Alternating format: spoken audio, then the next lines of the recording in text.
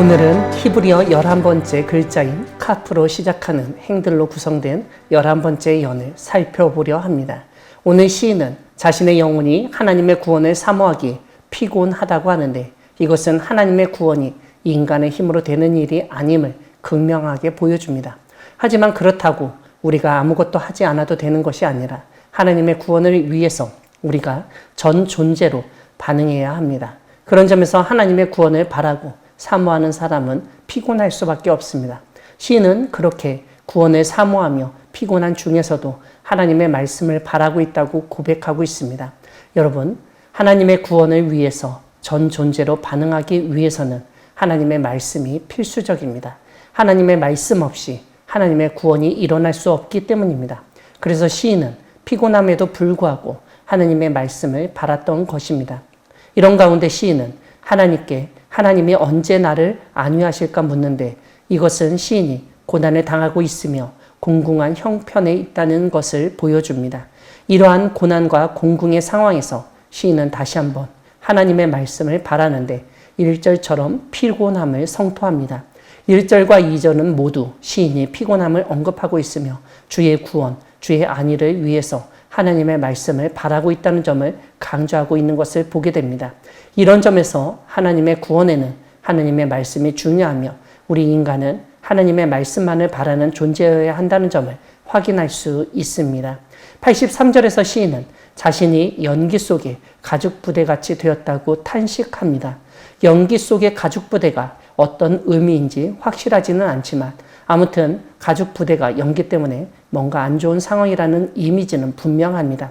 그러므로 시인이 여전히 고통 가운데 있다는 점을 비유적으로 설명한 것임을 알 수 있습니다.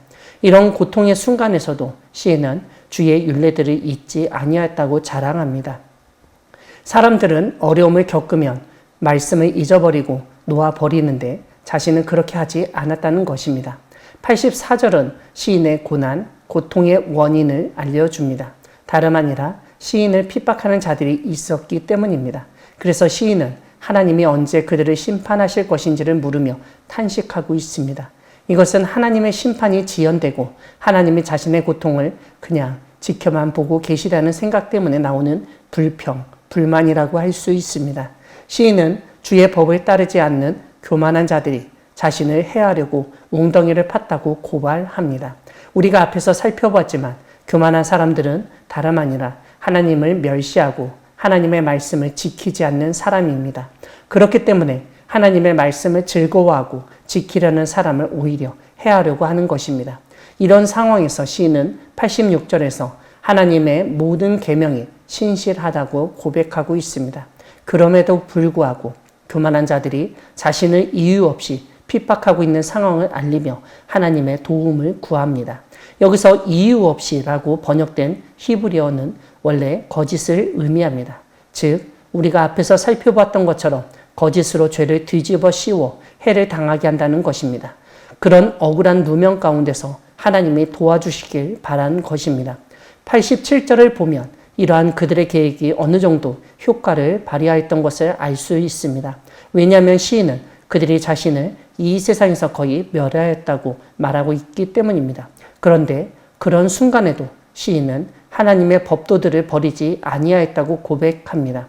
이것은 교만한 자들의 핍박이 오히려 하나님을 더욱 의지하게 만들고 하나님의 말씀을 더욱 사모하며 붙들었다는 것을 의미합니다. 시인은 이런 자신을 하나님이 인자하심으로 살아나게 해달라고 간청합니다. 그러면 하나님의 교훈을 지키겠다고 서원합니다.